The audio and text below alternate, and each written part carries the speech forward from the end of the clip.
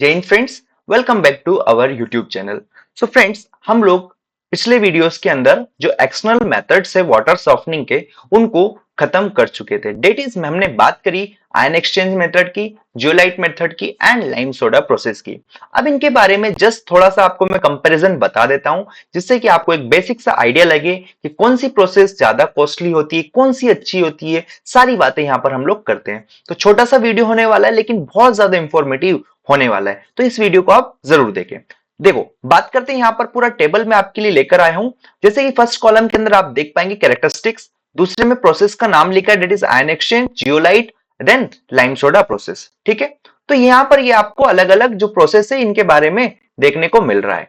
Okay, अब इसके हिसाब से हम लोग डिस्कस करते हैं कि कौन सा मेथड्स या कौन से की क्या क्या कंपैरिजन होने वाला है।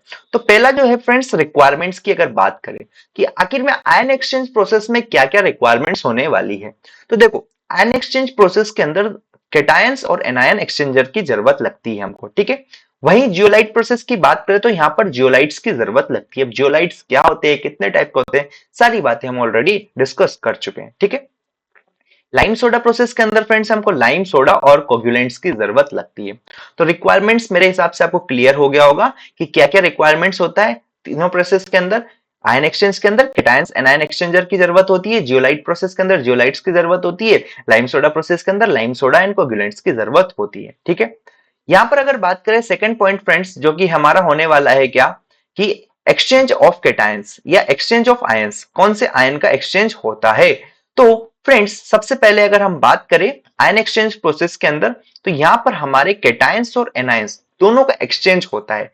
ये रिएक्शंस करते वक्त मैं आपको बता चुका था। ठीक है, जियोलाइट प्रोसेस के अंदर केवल और केवल हमारे केटायंस का एक्सचेंज होता था। ठीक है, ये भी आपको पता है। लेकिन लाइम सोडा प्रोसेस के अंदर किसी भी आयन का, डेट इज नो आयन का एक्सचेंज होता है। यहां पर कोई भी आयंस का एक्सचेंज नहीं होता है। कैपिटल कॉस्ट की बात करें फ्रेंड्स, तो आयन एक्सचेंजर बहुत महंगा होता है, जियोलाइट प्रोसेस उससे थोड़ा सस्ता होता है, और लाइम सोडा प्रोसेस सबसे सस्ता होता है। डेट इज कैपिटल कॉस्ट इनकी लाइम सोडा प्रोसेस की सबसे कम होती है। तो मैं अगर बताऊं, सबसे ज्यादा होती है किसकी, आयन एक्सचेंज की, फिर होती है जियोलाइट की, देन हमारा आता है लाइम सोडा प्रोसेस की। ऑपरेटिंग एक्सपेंस की अगर बात करें फ्रेंड्स, तो आयन एक्सचेंज का ऑपरेटिंग कॉस्ट भी काफी ज्यादा होता है। ठीक है, लेकिन जियोलाइट प्रोसेस का ऑपरेटिंग कॉस्ट बहुत कम होता है। वहीं लाइम सोडा का भी अच्छा खासा ऑपरेटिंग एक्सपेंस होता है, क्योंकि कोगुलेंट्स लाइम सोडा खरीदना पड़ता है। ठीक है, लेकिन आयन एक्सचेंज प्रोसेस का सबसे ज्यादा, या बोल सकते हैं हम ज्यादा, और लाइम सोडा प्रोसेस का भी ज्यादा होता है, लेकिन जियोलाइट प्रोसेस का क्या होता है, कम होता है ऑपरेटिंग एक्सपेंस। क्लियर हुआ? ठीक है, आगे अगर बात करें फ्रेंड्स, ऑपरेटिंग एक्सपेंस बोल दो या इसी को मेंटेनेंस कॉस्ट भी कहा जाता है। ओके, रो वाटर की कुछ प्रॉपर्टीज की रिक्वायरमेंट होती है। देखो, अलग अलग मेथड से तो अलग अलग रिक्वायरमेंट्स है। तो पहले हम बात करते हैं आयन एक्सचेंज प्रोसेस की। तो फ्रेंड, आयन एक्सचेंज प्रोसेस के अंदर जो water as a raw water आप यूज करने वाले हैं, शुड बी नॉन टर्बाइड, मतलब कि उसके अंदर कोई भी टर्बिडिटी, कोई भी सस्पेंडेड इंप्योरिटीज नहीं होनी चाहिए। ठीक है, साथ में ये जो मेथड है आयन एक्सचेंज मेथड, सुटेबल होता है फ्रेंड्स बहुत एसिडिक या फिर अल्कलाइन वाटर के लिए। दोनों टाइप के वाटर के लिए आयन एक्सचेंज प्रोसेस हमारा क्या होता है, सुटेबल होता है। साथ में फ्रेंड्स, यहाँ पर प्रायर नॉलेज ऑफ हार्डनेस की रिक्वायरमेंट नहीं है, मतलब कि जो रो वाटर है उसके अंदर कितनी हार्डनेस है इसकी हमको जरूरत नहीं है। जो भी हार्डनेस होगा ये मेथड ऑटोमेटिकली अपने हिसाब से एडजस्ट करके काम कर देगा। ठीक है, सिमिलरली अगर बात करें फ्रेंड्स, अब हम लोग जियोलाइट प्रोसेस के अंदर, तो जियोलाइट प्रोसेस के अंदर भी जो रो वाटर है वो नॉन टर्बाइड होना चाहिए। लेकिन यहाँ पर एक और एक्स्ट्रा कंडीशन ये है कि ये केवल और केवल हमारा सुटेबल होता है अल्कलाइन वाटर के लिए। मतलब कि अगर वाटर हमारा एसिडिक है तो ये मेथड काम नहीं करेगा, क्योंकि एसिडिक अगर होगा तो उसकी वजह से जियोलाइट बेड हमारा डिसइंटीग्रेट हो जाएगा और जियोलाइट बेड खराब हो जाएगा, जिससे कि उसका पर्पस फुलफिल नहीं होगा। ठीक है, तो ध्यान दीजिएगा आयन एक्सचेंज प्रोसेस और इसके अंदर क्या मेजर डिफरेंस है, कि आयन एक्सचेंज प्रोसेस हमारे दोनों टाइप के वाटर के लिए सुटेबल है। That is water either acidic होगा या बेसिक होगा या अल्कलाइन होगा, ये काम करेगा। लेकिन जियोलाइट प्रोसेस केवल और केवल हमारा अल्कलाइन वाटर के लिए काम करेगा, अगर वाटर एसिडिक है तो ये काम नहीं करेगा।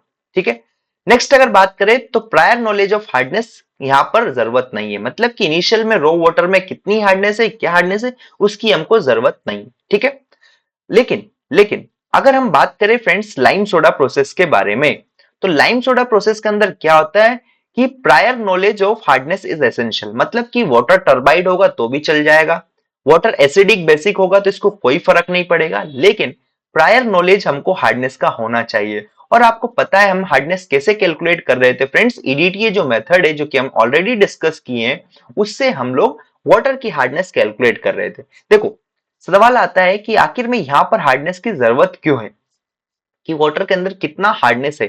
फ्रेंड्स इस हार्डनेस के अकॉर्डिंगली हम लोग लाइम सोडा और कोगुलेंट के डोसेज डिसाइड करते हैं, ठीक है, जिससे क्वेश्चंस करेंगे तब आपको समझ में आएगा कि आखिर में कितना लाइम सोडा प्रोसेस के अंदर कितना लाइम सोडा हमको जरूरत होने वाला है। तो ये डिपेंड करता है कि वाटर के अंदर कितनी हार्डनेस प्रेजेंट है, ठीक है।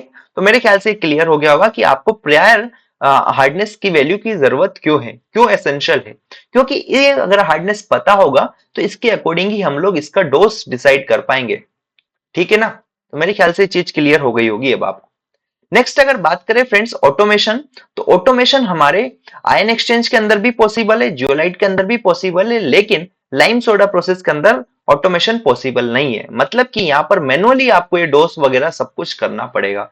लेकिन ये दोनों मेथड्स हार्डनेस के हिसाब से ऑटोमेटिकली अपने आप को एडजस्ट कर लेते हैं, ठीक है। जैसे जो भी हार्डनेस रहेगी रॉ वाटर की उसके अकॉर्डिंगली ये परफॉर्म करने लगते हैं, लेकिन लाइम सोडा के अंदर आपको कैलकुलेटेड क्वांटिटी में लाइम सोडा और कोगुलेंट्स मिलाने पड़ेंगे, इसलिए यहाँ पर ऑटोमेशन पॉसिबल नहीं है, ठीक है। लास्ट में जो इंपॉर्टेंट पॉइंट है फ्रेंड्स वो है रेसिडुअल हार्डनेस। देखो रेसिडुअल हार्डनेस क्या है हमने आपको ऑलरेडी एक्सप्लेन कर रखा है पुरानी वीडियोस के अंदर, बट फिर भी मैं बता देता हूं कि वह हार्डनेस जो कि सॉफ्ट एंड वाटर के अंदर बच गई है, ठीक है। तो उसी को हम बोलते हैं रेसिडुअल हार्डनेस, मतलब बची हुई हार्डनेस। तो देखो आयन एक्सचेंज प्रोसेस से जो हमको सॉफ्ट वाटर मिलेगा, या फिर मैं बोलूं डीमिनरलाइज्ड वाटर, देखो आयन एक्सचेंज प्रोसेस से कैसा वाटर मिलता है, डीमिनरलाइज्ड वाटर हमको देखने को मिलता है। तो उसके अंदर जो हार्डनेस रहती है फ्रेंड्स वो 0 to 2 ppm देखने को मिलती है हमको, ठीक है, less than equal to 2 ppm। लेकिन जियोलाइट प्रोसेस से जो वाटर मिलता है उसके अंदर हार्डनेस फ्रेंड्स हमको 0 to 15 ppm देखने को मिलती है, ठीक है। वहीं अगर हम बात करें लाइम सोडा प्रोसेस की तो ये 15 to 50 या बोल दो इसको 15 to 60 ppm तक ये देखने को मिलती है।